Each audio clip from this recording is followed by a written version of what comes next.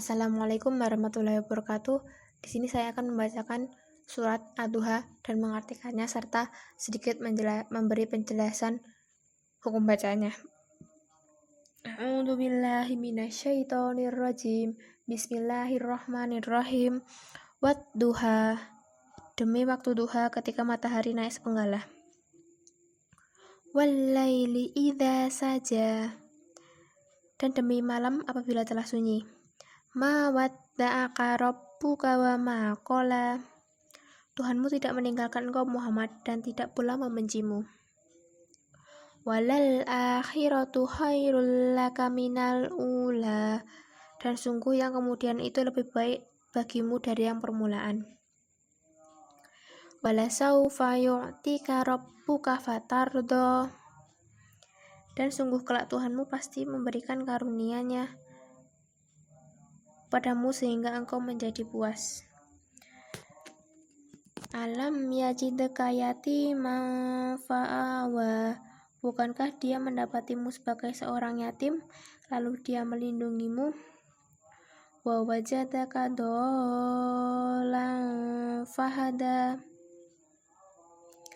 Dan dia mendapatimu sebagai seorang yang bingung, lalu dia memberikan petunjuk. Wa wajadaka ailan fa'aghna. Dan dia mendapatimu sebagai seorang yang kekurangan, lalu dia memberikan kecukupan. Fa'ammal yatima fala taqhar. Maka terhadap anak yatim janganlah engkau berlaku sewenang-wenang. Wa ammas sa'ila fala tanhar.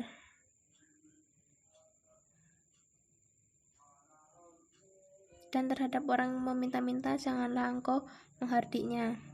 Wa ammal bi ni'mati rabbika fahaddits. Dan terhadap nikmat Tuhanmu hendaklah engkau menyatakan dengan bersyukur. Hukum bacaan yang pertama yaitu di ayat pertama.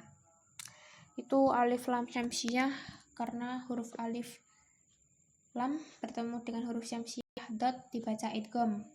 Yang kedua mat asli atau mat tabi'i, karena huruf H berharokat fathah bertemu alif dan setelahnya tidak bertemu hamzah, sukun atau waqaf atau tajdid. Yang ayat kedua itu hukum bacaannya matlin, karena ya sukun didahului huruf lam berharokat fathah dibaca panjang 2 harokat. Yang kedua mat asli atau mat tabi'i, karena huruf dal berharokat fathah bertemu alif dan setelahnya tidak bertemu hamzah, sukun, waqaf maupun tasdid dibaca 2 harokat. Yang ketiga mat tabi'i lagi, karena huruf jim berharokat fathah bertemu alif dan setelahnya tidak bertemu hamzah, sukun, waqaf maupun tasdid dibaca 2 harokat. Untuk ayat yang ketiga, hukum bacaannya mat asli atau mat tabi'i, karena mim berharokat fathah bertemu alif dan setelahnya tidak bertemu hamzah, sukun, waqaf dan tasdid. Cara membacanya 2 harokat. Masih dengan ayat yang ketiga, hukum bacaan yang kedua yaitu mat asli atau mat tabi'i lagi, karena huruf mim berharokat fathah bertemu alif setelahnya tidak bertemu hamzah, sukun, waqaf maupun tasdid dibaca 2 harokat. Yang ketiga ini juga masih mat tabi'i, karena huruf lam bertemu dengan lam fathah, maksudnya bertemu dengan huruf alif tanpa di belakangnya bertemu hamzah, sukun, waqaf maupun tajdid dibacanya juga 2 harokat. Untuk ayat yang keempat itu hukum bacaannya mat badal, karena karakter mat bertemu hamzah dalam satu kata mat badal lantaran karakter mat bertemu hamzah dalam satu kata akan tetap tapi posisi hamzah lebih dahulu dari karakter mat. Cara membacanya 2 harokat. Yang selanjutnya juga masih matlin karena ya sukun didahului huruf H berharokat fathah. Untuk ayat yang 4 ini masih lagi idgham bila gunah karena huruf ro berharokat domah tanwin bertemu huruf lam bertanda tajdid, dibaca lebur tanpa dengung, bunyi tanwin hilang.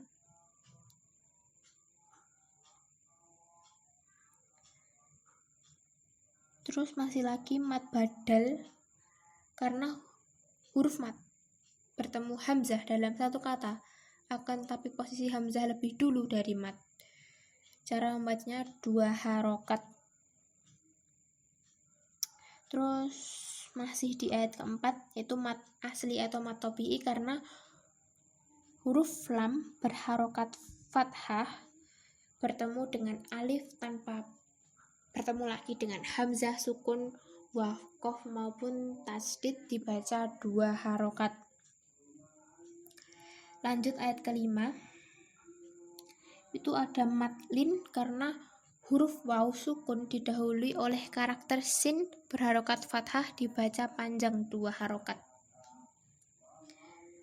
Masih dengan ayat kelima yaitu mat asli lagi, mat tobi'i karena huruf to berharokat kasroh bertemu dengan ya sukun dan setelahnya tidak bertemu hamzah sukun waqaf maupun tajdid, bacanya juga 2 harokat. Lanjut masih dengan mat tobi'i lagi karena huruf dot berharokat fathah bertemu huruf alif dan setelahnya tidak bertemu hamzah dan yang lain-lain, bacanya 2 harokat. Lanjut ke ayat 6. Ayat 6 ini ada idgham safawi.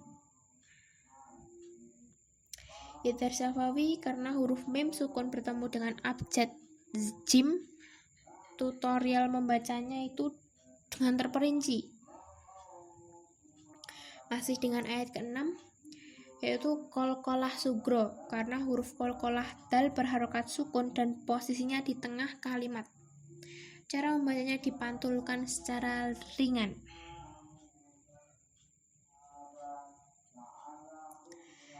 Lanjut mat tobi'i lagi karena huruf ta berharokat kasroh bertemu dengan ya sukun dan setelahnya tidak bertemu hamzah sukun waqaf maupun tajdid. Cara membacanya panjang 2 harokat.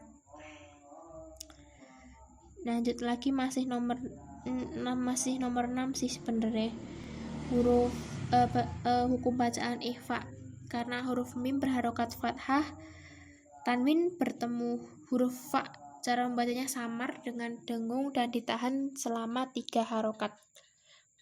Pada saat mengucapkan huruf nun, mati, sikap ngecap dan bibir dipersiapkan menepati huruf fa. Jadi menepati huruf fa. Masih di ayat ke-6 itu ada mat badal karena huruf mat bertemu hamzah dalam satu kata, akan tetapi posisi hamzah lebih dulu dari huruf mat. Cara membacanya 2 harokat.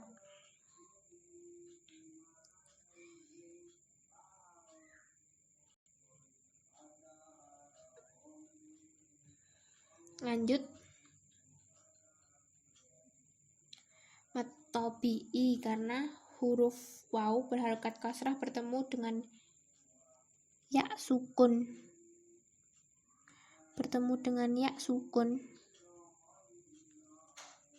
dan setelahnya tidak bertemu hamzah sukun waqaf maupun tajdid. Cara membacanya 2 harokat.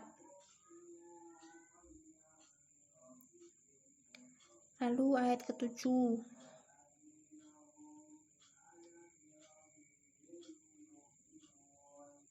Mat Mad wajib mutasil karena karakter mad bertemu hamzah dalam satu kata dipanjangkan 4 sampai 5 harokat.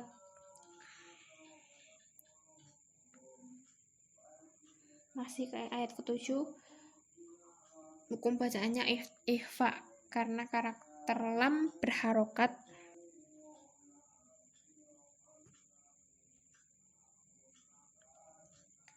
Fathah tanwin bertemu huruf fa, cara membacanya samar dengan dengung ditahan selama 3 harokat pada waktu itu. Jadi dengung ditahan selama 3 harokat. Masih dengan ayat ke-7, hukum bacaannya itu mad tabi'i karena huruf dal berharokat fathah bertemu alif. Lanjut dibaca 2 harokat. Lanjut ayat ke-8, itu ada hukum bacaannya mad wajib mutasil karena huruf mad bertemu hamzah dalam satu kata dibaca panjang 4 sampai 5 harokat. Masih di ayat ke-8 itu ada ikhfa karena huruf lam berharokat fathah tanwin bertemu huruf fa.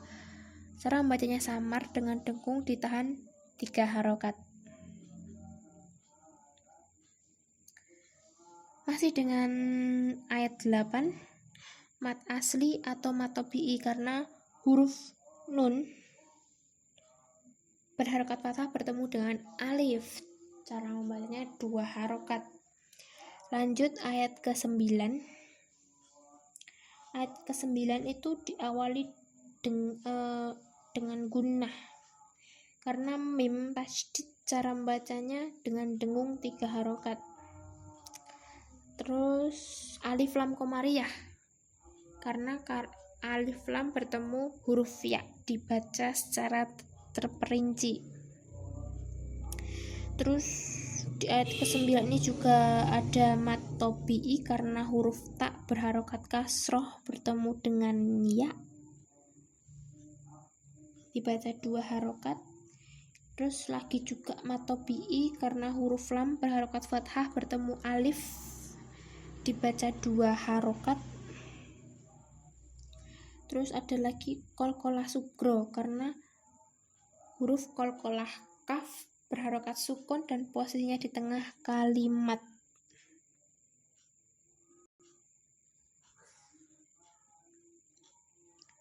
Cara membacanya dipantulkan. Terus lagi gunnah karena mim bertasydid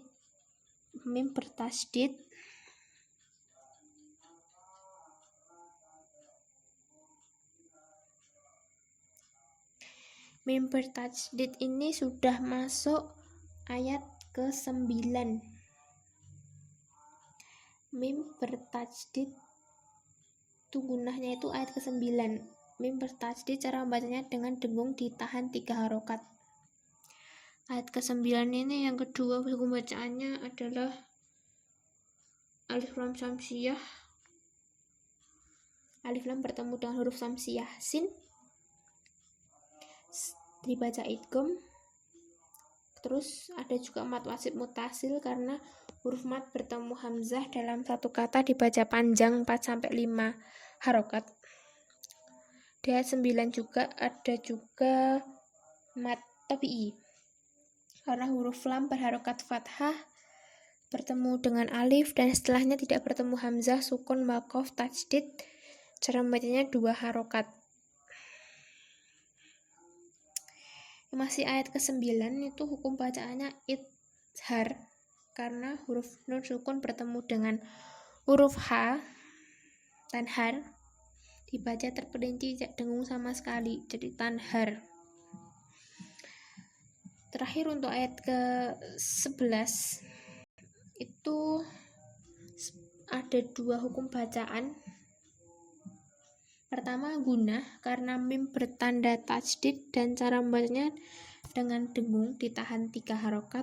Yang kedua mad asli atau mad tabi'i karena huruf mim berharokat fathah bertemu alif dan setelahnya tidak bertemu hamzah, sukun maupun waqaf tasydid. Cara membacanya panjang 2 harokat. Wa amma itu Ya mungkin itu yang bisa dapat saya jelaskan. Kurang lebihnya mohon maaf. Wassalamualaikum warahmatullahi wabarakatuh.